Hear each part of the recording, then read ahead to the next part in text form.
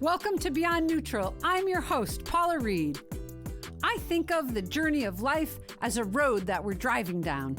We get to speed up on the straightaways, ease back on the curves, and I don't know about you, but I've certainly had the obstacle in the roadway that I never expected to see, and I had to either slam my brakes on or swerve to avoid hitting it. But whether we're talking about our careers or relationships, or even just managing through life's phases, life is all about shifting and moving from one place to another. The challenge is that sometimes, in trying to get from where we were to where we want to be, we can get stuck while we're trying to shift.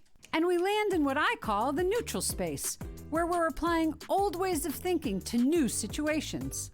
Join me and some incredibly inspiring guests as we talk about what it takes to shift into gear and get to where you want to be. Because here's the deal. If you're sitting in neutral, you're going nowhere. Welcome to today's episode of Beyond Neutral. And today we are speaking with the one and only Brittany Drozd. Brittany, by education, holds a master's degree in psychotherapy and management, which I find a fascinating combination. I'm looking forward to talking about that. But early on in her career, she worked both as a psychotherapist and then in a role as a regional manager, actually overseeing a team of clinicians as well as 500 clients, correct? Yes. Within a large behavioral health network. But all of that changed in 2013 when Brittany pivoted, became an entrepreneur, and launched her coaching business. She describes herself as part mind shifter, business builder, and a catalyst for change who has an obsession with mastering human motivation and perfecting business management. Those are awesome aspirational goals. I have to say that, Brittany.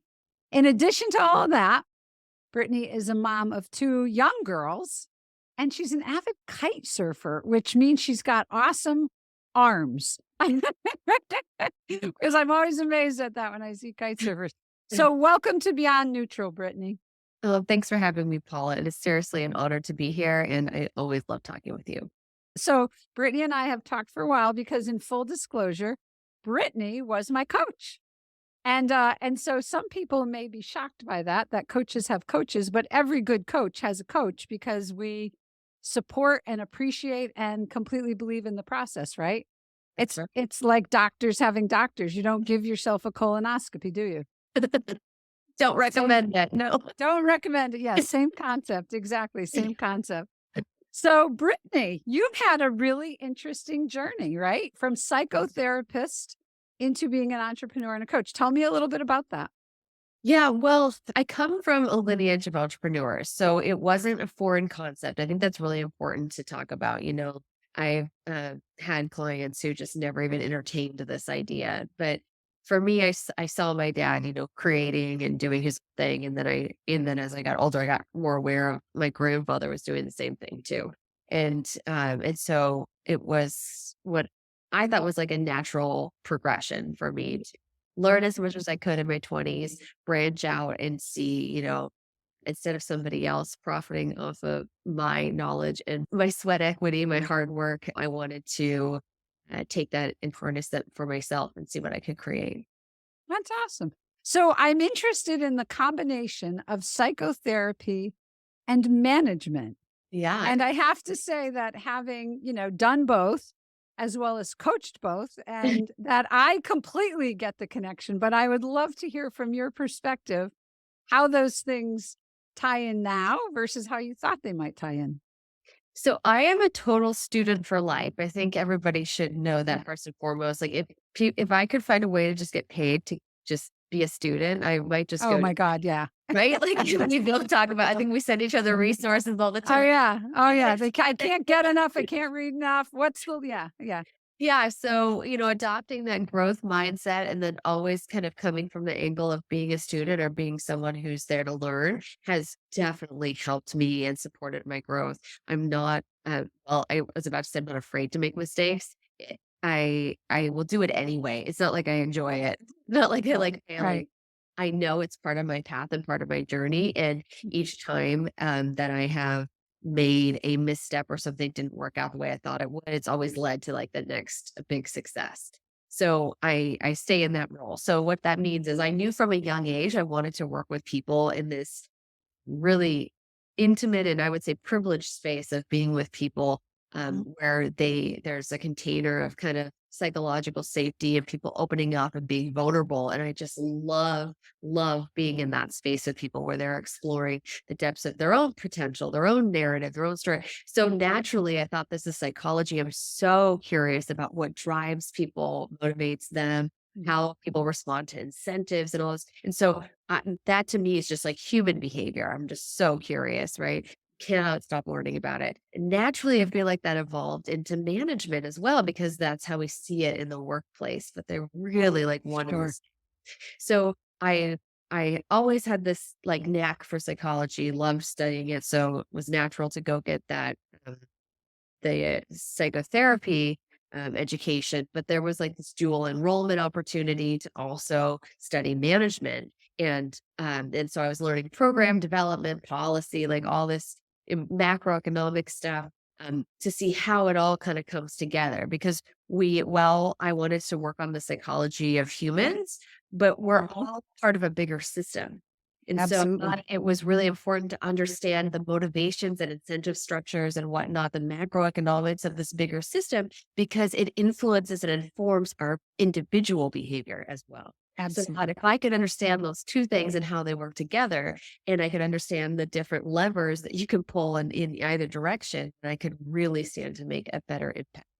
And then I think I haven't included in my bio is I went back and got a second graduate degree because I really felt there was a little gap in my training and understanding how Mhm. it looked in the business world. And that definitely took my business to the next level too, when I was able to support people, but in the framework that they knew and understood. And that was in organizational behavior, correct? That's right. Yeah, yeah, that's great. That's great. That's fascinating. So to clarify, you started out in private practice as a psychotherapist, right? That's correct. Yeah. Yes. And what kind of created that shift where you said, I don't want to do, because a lot of people, first of all, get confused about the difference between psychotherapy and coaching. And I have a lot of clients who will say to me, I feel like I'm with my therapist. And I'm like, well, you're not. but there is what kind of drove that shift for you to want to move from to coaching, and how do you see those worlds as being different? I was really lucky to have a friend who's a very successful coach who knew me from a different context. And he was visiting me at the time we lived in Rhode Island. And he said, God, I think you'd be so great at coaching. You love people, you love this idea of, development and whatever. And what if there were no bounds? Because he saw what I guess you could describe as limitations to the psychotherapy model, right? Which is essentially a medical model. So one thing I That's never right. agreed with was this idea of like determining a clinical diagnosis and then how that negatively impacted most people's narrative of themselves. Like, oh, I am bipolar, I have depression, like let's stop leading with all these labels. If I hear another young person talk with me about their anxiety, like I am going to go crazy because there's like, let's just stick with the label and there's no deeper curiosity or understanding to how is that happening for me? How did I get here? What things are continuing to drive this behavior versus how could I develop my coping? It's just, oh, this is it. And I Yes, did and you stop the label, right? The label, and yeah, you stop the learning.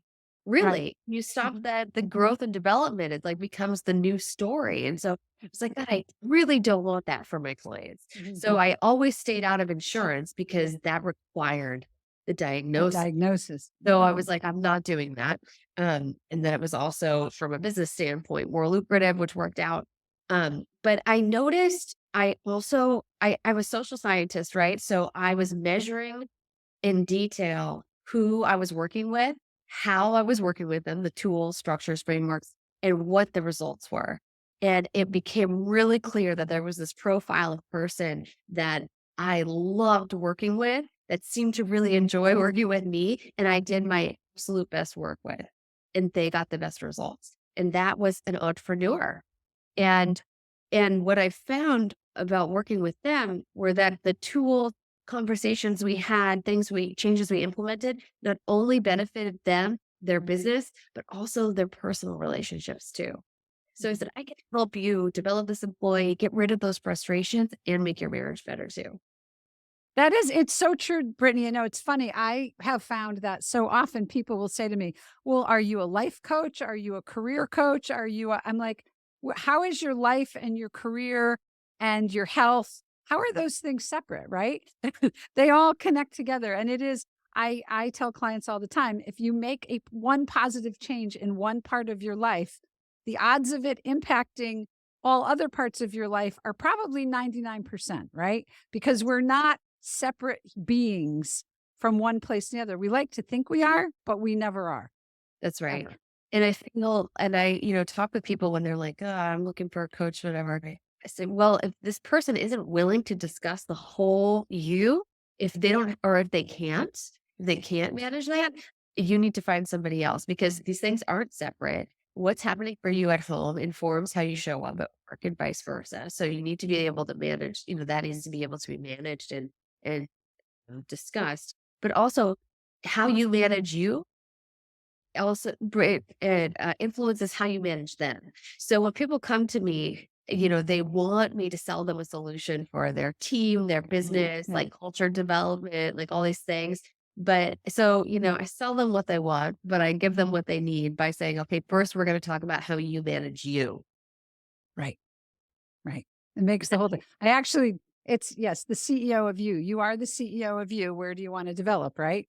Yeah. Just did a blog post on that last week, actually. It's so true. So you started out with entrepreneurs and in the early parts of your coaching, right? Yeah. And then you've shifted and evolved into doing a lot of culture work, right?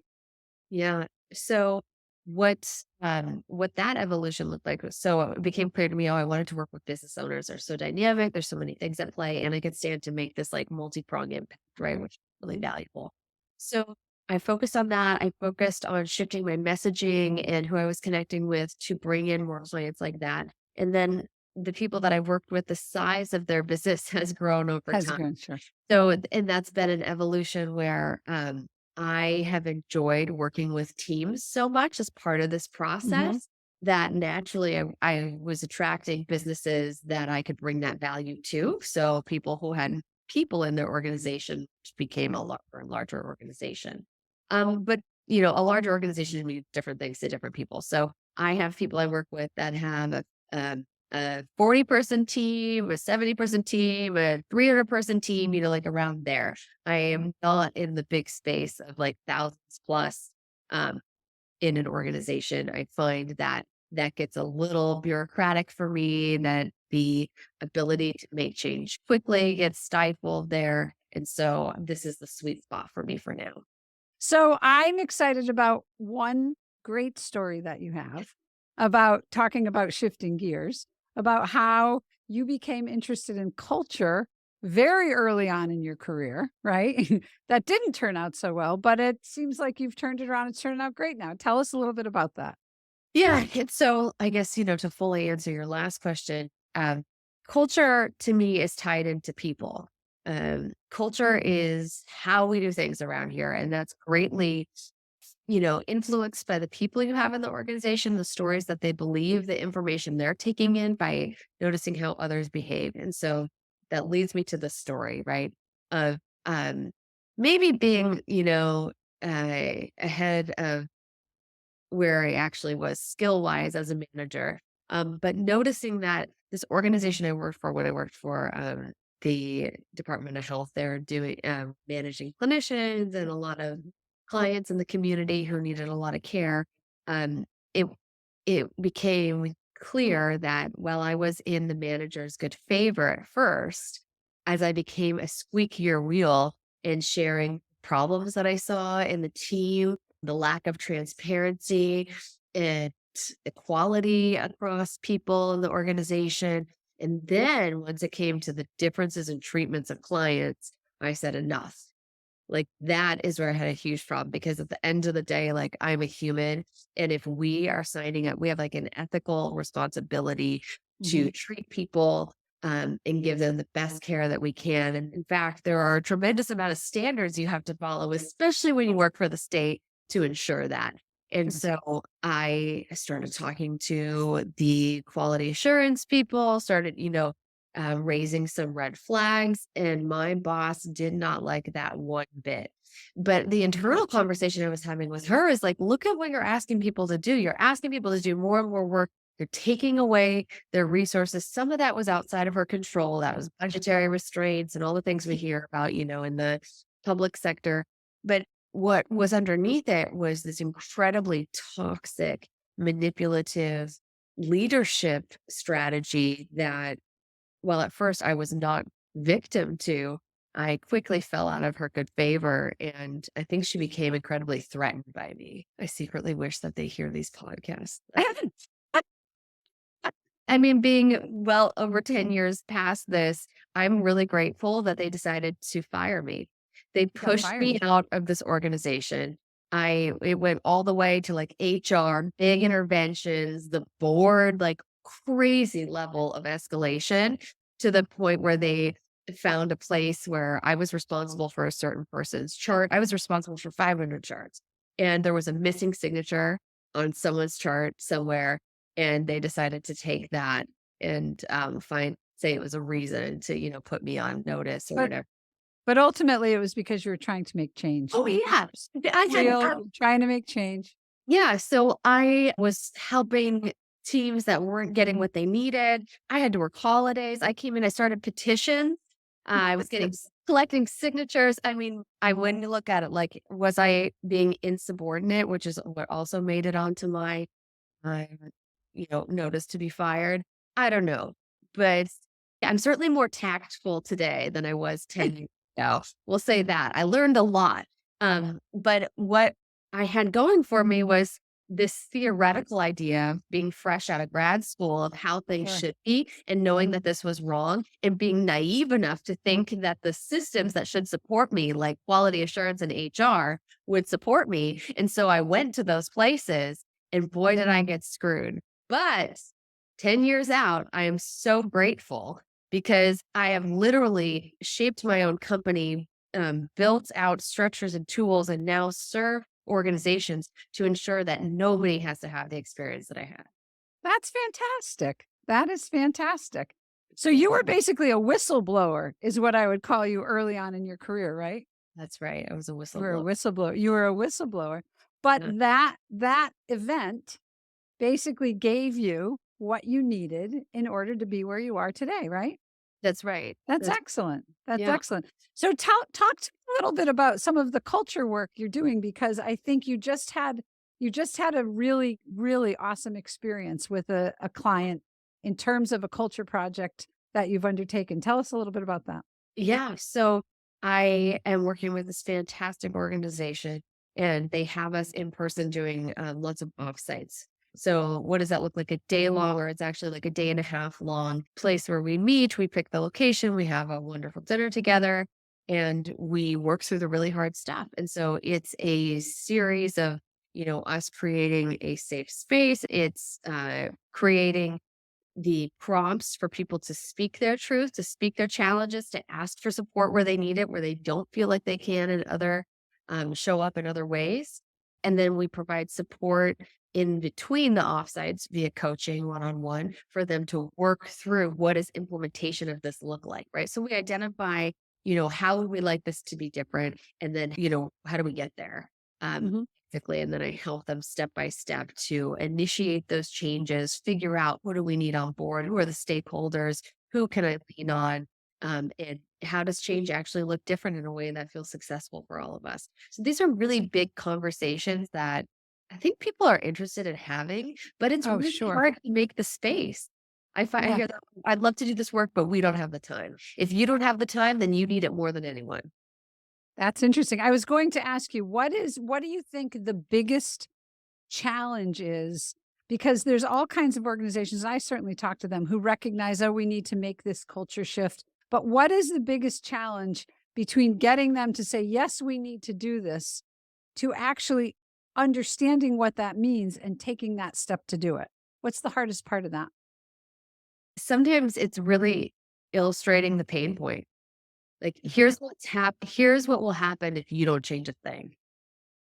Here's the path you're on, and helping them see that, because the truth is, I think a lot of leaders in a good way are optimistic, and they're smart, but sometimes that gets in their own way. Like, they have this belief that if I just do this one thing, or we're just in this super busy time, it's always this little excuse. And I don't think they're using it to release themselves from this responsibility in any way. But I think it's like this optimistic belief that things will be different in a few months. They never are. Like, I saw this meme that said adulthood is just believing that next week will be easier. What With nothing changing. it Yes. should be lighter, like that next week, that never fits, right? That's right. Exactly.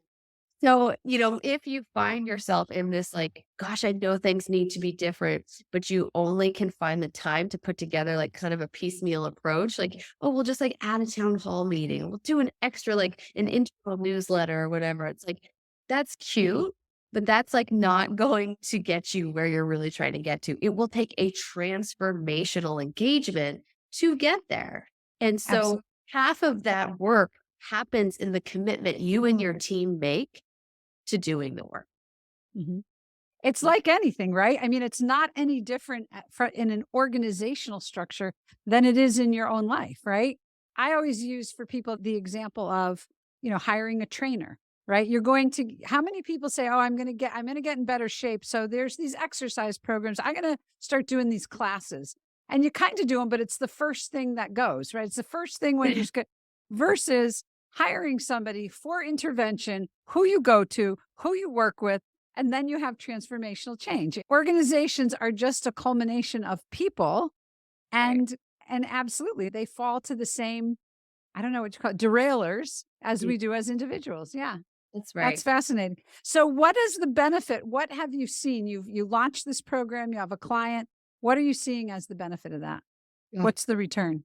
Fantastic. I am texting with the CEO every day, and he is so excited to share. Oh, I literally, the text I got this morning. I just had a breakthrough 90-minute call with my COO, with finally feel like I get him and I understand what he was trying to say before. I wasn't able to hear it, but you really helped us. So the point of leverage I have is having private conversations with each one of these people and being able to reframe and shift and make suggestions on how to approach these other people, because I understand what they're thinking and feeling. And so, like, I'm Exactly. the keeper of all of this, and I use it to help you guys help each other.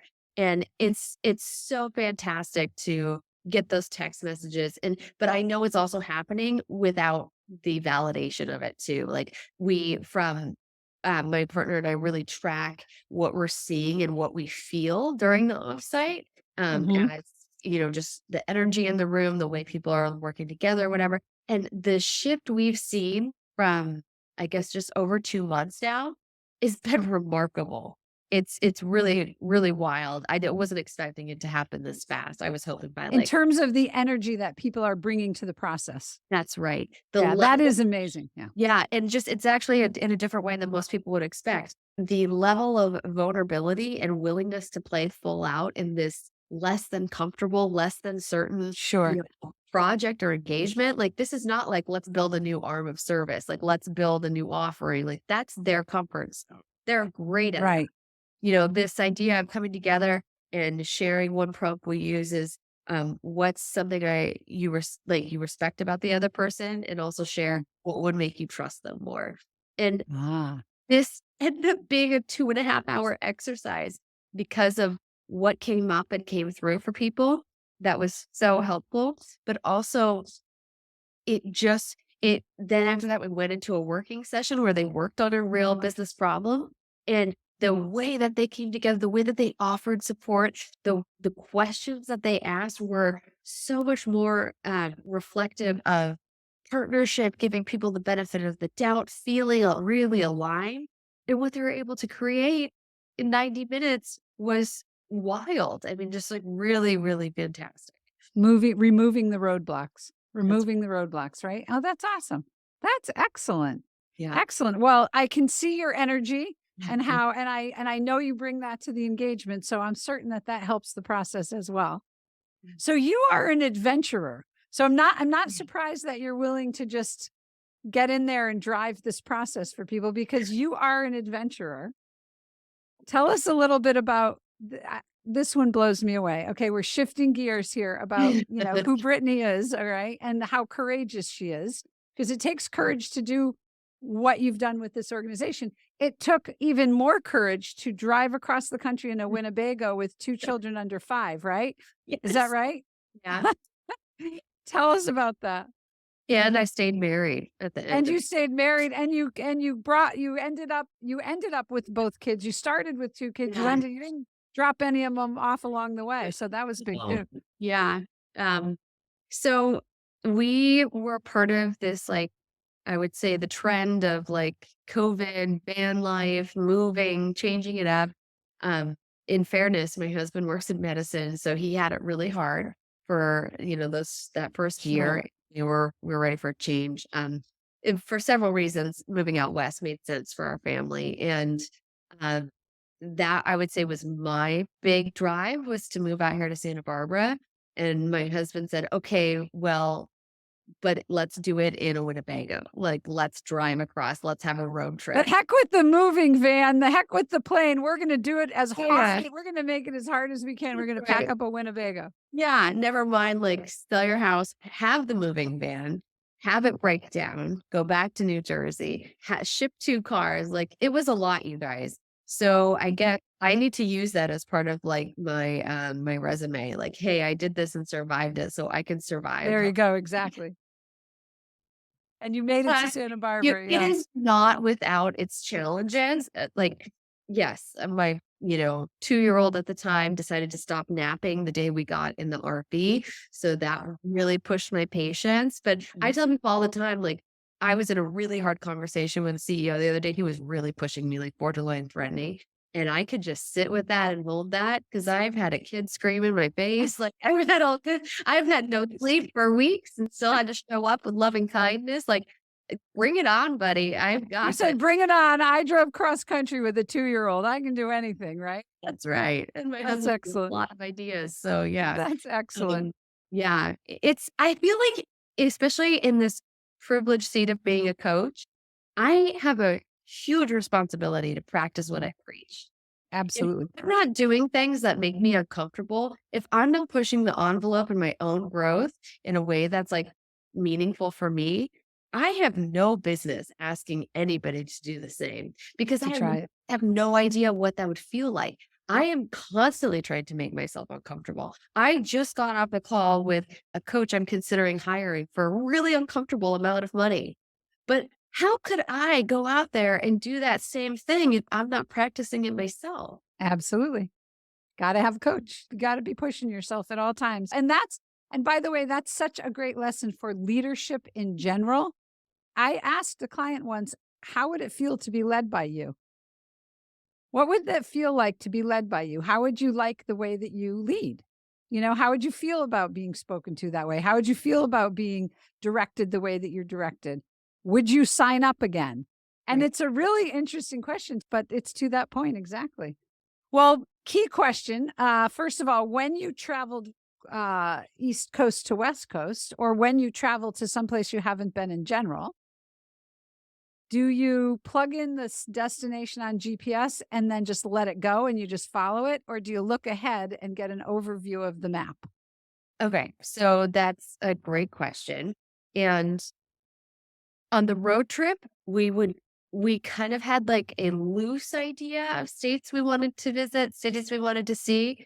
But the truth is, we had so much stuff going on, we could not like plan beyond like the next 2 days. So that was a real adventure, because it was like, show up, think about where we would park the RV and what we wanted that stop to look like. And hope there's a space when you get there, basically, right? Kind of. And it was a very busy time for RVs. So I definitely slept in a Walmart parking lot one night. I'm not proud of that. That's okay. That's okay. You're here to talk about it. That's all that matters. That's right. And I live to tell about it, and it's okay. Apparently that is actually a service that they provide, and you're allowed to do it at certain Walmarts. So if you pull up and that's what's happening, they're allowed to be there. But in other times, I would say we plan out like key things we want to experience. Or for me, the question I love to ask is, how do I want to feel on this trip? That's So great. beyond like, what is the hotel? What is the itinerary? I think about, well, how do I want to feel? In some trips, I want to feel relaxed. I want to feel like I have nothing on my calendar. I want nobody to need a thing from me. So maybe that's a week at the beach. Like maybe that's an all inclusive because I don't want to think about how the food is coming. Like I just want to sit. Where other trips are much more active and adventurous and like I'm seeking out something like that. But we need different things to fill our cups in different ways. And so the first thing I ask myself, like whether it's a business engagement, a trip, a friendship, a relationship, what do I want to feel when I'm engaging in this? In this particular process to this particular end. What, Brittany, tell me, if you today could give advice to your younger self, what would it be and how old would you be when you got it? Oh, what a great question. This really like makes me pause for reflection here. I would tell myself to trust the process the day that I got fired. Oh, wow. Maybe even a month before that. I would tell myself to trust the process a month before that. Because you could see it coming. Yes, because I was terrified. I was Sure. like terrified. I was having panic attacks at work. It's like 2 or 3 of them. That was 2 or 3 too many. Yeah. And I was a version of myself I didn't even recognize. But I still had enough courage to push forward, but it was scary as hell. Sure. So I would have loved to like give myself a hug, tell myself to relax, but to still push. Like push and know you're going to be okay. Trust the process. The anxiety, the panic was not sure if I was going to be okay. Yeah, the fear of what this meant, the fear of what's next, Yeah. as opposed to the excitement of what's next. Right. I was having an identity crisis because I said, you go from a 4.0 student to being fired. Right.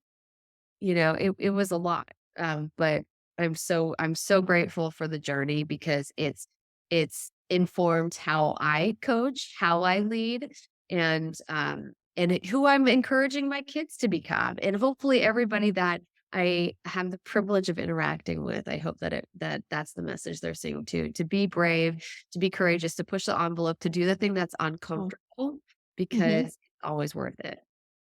And to pay attention to what you're uncomfortable about, because there is discomfort that is telling you to get out of a situation. And there is discomfort that's telling you to lean into a situation. And being able to have the insight to sit back and understand where the discomfort is coming from matters as much as being comfortable with the discomfort, right? Great point. And such a good distinction that people don't often make. Yeah. Right. Yeah. So like you're right, because it would have been the wrong move to stay. It doesn't be tougher or better or whatever to stay in a shitty situation or a toxic culture, like, or under bad leadership. But we don't always know how to make that distinction. And I've met so many people who are having that trouble making that discernment. Like, is this bad because I can't handle it? Like I need to be stronger, or is this bad and I need to go? As it's bad because this and me just don't go together. Right. It is a really significant, I actually have an episode on that as well. Yes, the challenge of being comfortable, being uncomfortable, and what that really means. And we say that a lot. So it is something to kind of think about where the message is coming from and what it's trying to tell you. All right, Brittany, thank you so much for your time. Be well and keep driving forward. Take care. Hey, thanks so much for joining us this week on Beyond Neutral. I'm your host, Paula Reed. Make sure to visit our website, www.readandco.com, for this week's show notes. And if you found value in today's episode, I would appreciate you giving us a rating on Apple Podcasts or share it with a friend. Also, don't forget to subscribe on Apple Podcasts, Spotify, Stitcher, or wherever you get your podcasts. All of this helps to support the show. Have a great week.